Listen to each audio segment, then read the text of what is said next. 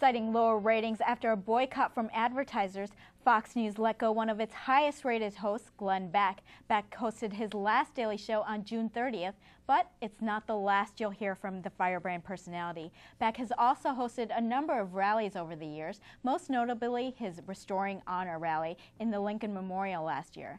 This year, Beck is holding a rally in Jerusalem, that is, to support Israel called Restoring Courage. For those who can't go all the way to Israel, Beck fans are setting up viewing parties across the country. One local supporter, Bence, is co-hosting one of the viewing parties and joins us live to tell us more. So tell us about Restoring Honor. What is this rally all about, and what's happening? When is it? Okay, I think you said it pretty well. It's going to be August 24th, 7 p.m. in the South Pasadena Community Room, which is behind the South Pasadena Library. And the purpose is to stand in support of Israel. That's why we're doing this. Okay. So how did you get involved in this, and why was this so important to you that you were like, okay, this is what I want to be a part of? Because I see Israel as the democracy in a very difficult situation, and it's a country that I want to stand in support of. So that's why I'm part of this. I had a neighbor approach me, and I have watched Glenn Beck on and off and listened to him occasionally on the radio, and I think he's right on when he's saying this is an important message that we need to send to the world, that there are people who do support Israel at a time when many aren't going to be supporting Israel. Now, especially right now, things are so heated with domestic issues, and a lot of people are pulling away from their support of the international issues and saying, we have our own issues, debt ceiling, jobs, health care, all of those are very prominent. Why is this the right time to step up and support Israel? Why this focus now? Well, because the rest of the world sees that this is a time when we are too busy with the terrible economic situation that we're in, and so they can see this is an easy time to slip something in and kind of delegitimize Israel.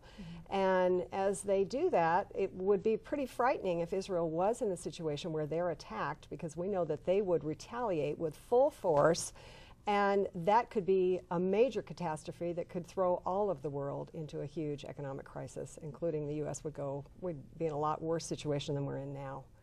Now, every president has struggled with, trying to bring together both sides. What do you say to those folks who say this kind of rally is undermining the peace process as they're trying to look for more unity and find areas where they can negotiate and come to compromise?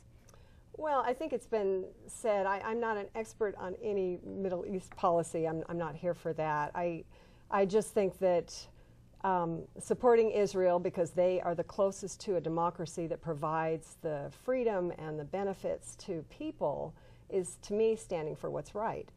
They are, their country provides the rights that we want everyone in the world to be able to have, more so than other places. And so to me, this is standing for what is right, basically, and standing with other leaders and standing just to show that we believe that they're doing the right thing there.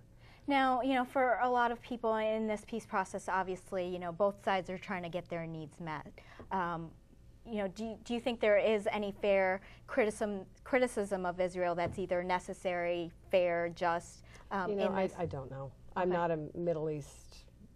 I don't know for sure on all of that, but I do know that if we're telling them, give up your land, be in a situation where you're a sitting target, and just hope for the best, as one Wall Street Journal editorial said, then that's not fair to them either.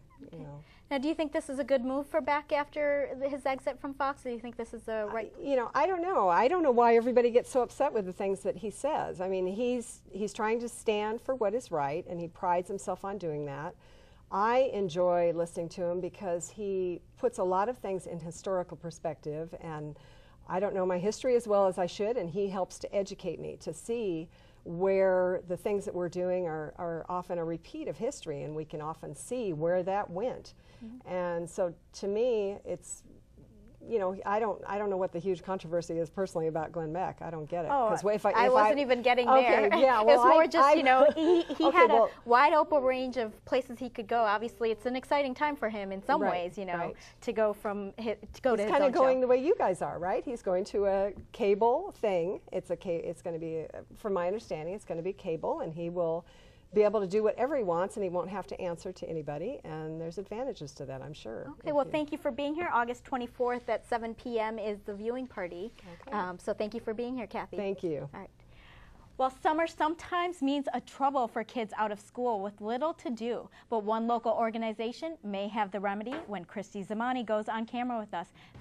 And the Tech Bite is next on CCN Crown City News. Your news, your neighborhood. We'll be right back.